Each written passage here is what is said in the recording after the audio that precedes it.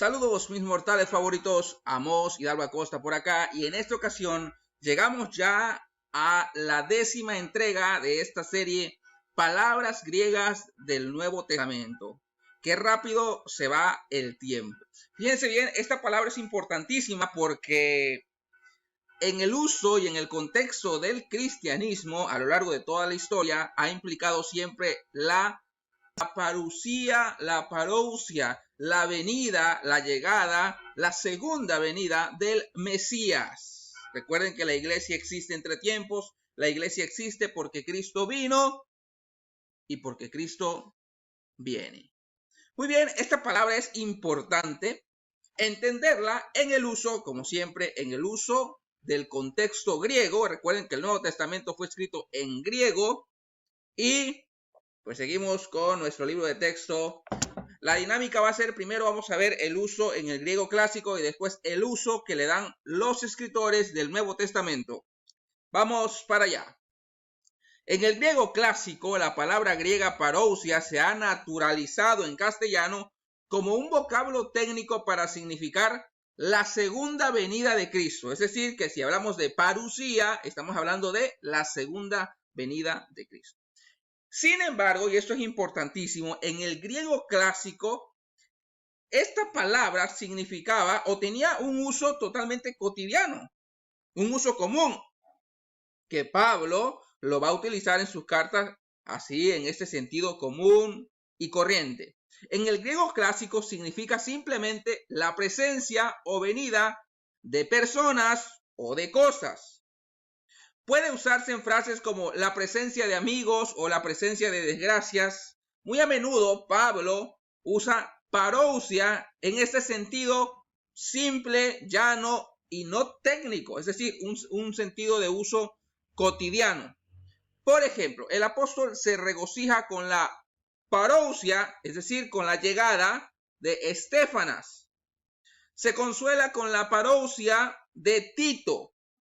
Exhorta a los filipenses a ser tan obedientes en su ausencia como lo habían sido durante su parousia, es decir, su presencia, su estancia física con ellos. Como podemos ver, el uso que le está dando Pablo es el uso corriente, el uso común en el contexto griego. Muy bien, vamos a ver ahora el uso que se le da en el Nuevo Testamento. Característicamente en el Nuevo Testamento, esta palabra parousia es la palabra que significa la segunda venida de Cristo, como había mencionado anteriormente. Y aquí hay varios pasajes donde se usa de esta forma, pero voy a mencionar dos. Y estando él, Jesús, sentado en el monte de los olivos, los discípulos se le acercaron aparte diciendo: dinos, ¿cuándo serán estas cosas? ¿Y qué señal habrá de tu venida? Aquí es parousia. Y del fin del siglo. Otro más. Dice Santiago: por tanto, hermanos, tened paciencia hasta la venida, hasta la parousia del Señor. Es decir, que aquí estamos viendo ya cómo el uso que se le está dando en los escritos del Nuevo Testamento a esta palabra es como un sinónimo o un equivalente de la venida de Cristo, de la venida del Mesías. Muy bien. Esto que voy a mencionar es importantísimo. Esto que menciona Barclay es importante porque en el contexto griego se usaba parousia cuando se hablaba de la llegada de alguien muy especial.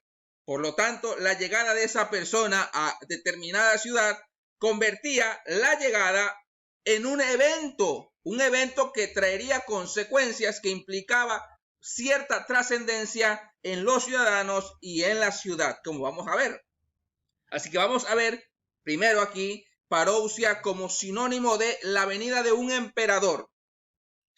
En los papiros y en el griego helenista, parousia es la palabra técnica que se usaba respecto de la llegada o de la venida o de la visita de un emperador o de un rey o de un gobernador y en general de una persona importante a la ciudad o la provincia. En este sentido, esto es importante porque los pasajes que acabo de leer donde los escritores del Nuevo Testamento hablan de la segunda venida de Cristo y utilizan esta palabra parousia. Esta palabra la podemos asimilar en el sentido que se está transmitiendo en el Nuevo Testamento justamente con este uso que se le daba a la llegada de un emperador o de un rey o de alguien especial a un lugar. Tal visita requería una serie de preparativos. Por ejemplo, se imponían tributos para regalar al rey una corona de oro, porque implicaba que era alguien de la realeza o alguien especial. Recuerden que los cristianos del siglo I asimilaban a Jesús no solo como Mesías, sino también como rey. Con motivo de la visita de Ptolomeo Soter a la villa de Cerce-Osiris, debían recogerse 80 artabes de maíz, dice Barclay. En ese sentido secular, la venida de un rey exige siempre que todo esté a punto para recibirle. Esto implicaba que la llegada de un rey a la ciudad implicaba que la ciudad debía estar preparándose para ese evento. Interesante. Otra cosa que vamos a ver aquí como seguidilla de lo mismo o como consecuencia de lo mismo es que la llegada de un emperador o de un rey implicaba el inicio de una nueva era a partir de. Eso es muy importante. Una de las costumbres más comunes de las provincias consistía en datar una nueva era a partir de la parousia del emperador, de datarlo, de fecharlo. Es decir, que no pasaba desapercibido, quedaba en el registro de la historia y en la memoria colectiva.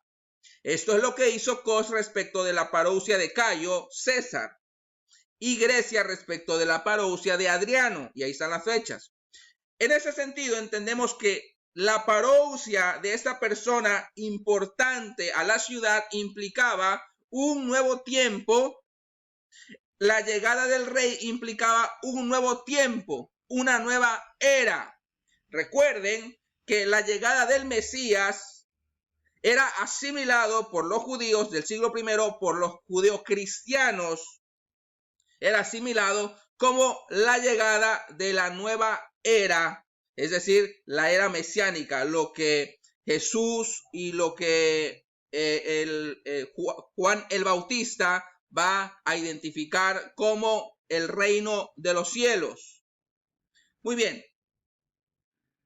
Otra cosa que también viene a consecuencia de es que con la llegada de un emperador o de un rey a la ciudad, no solamente se databa una nueva era, sino que traía como consecuencia, traía una serie de valores nuevos.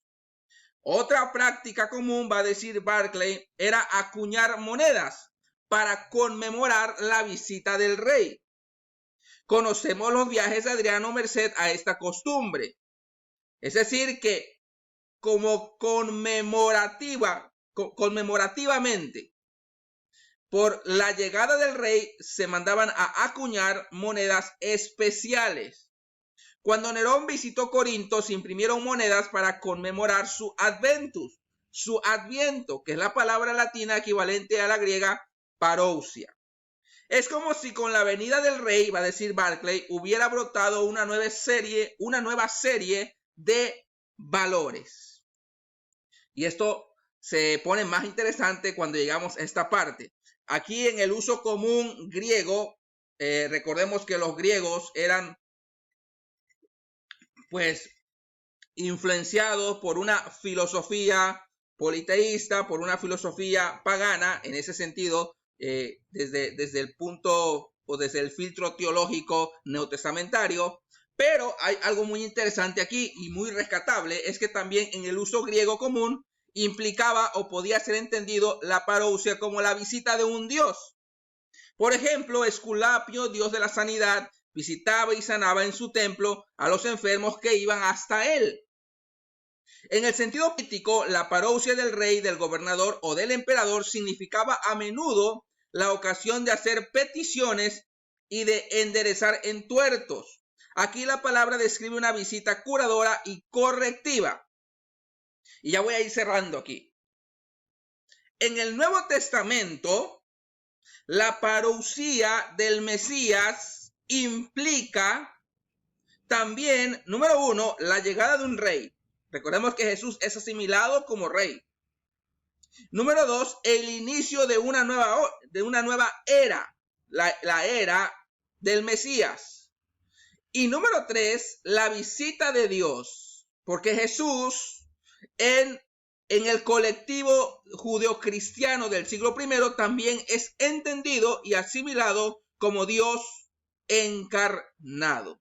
Así que con todo esto podemos ver que tiene sentido lo que los cristianos asimilan en la vida, obra de Jesús como Mesías, tiene sentido a la luz del trasfondo del uso griego común de esa época. La bibliografía consultada sigue siendo, pues, esta joyita, Palabras griegas del Nuevo Testamento, su uso y su significado, de Barclay. Bueno, eso es todo y muchas gracias.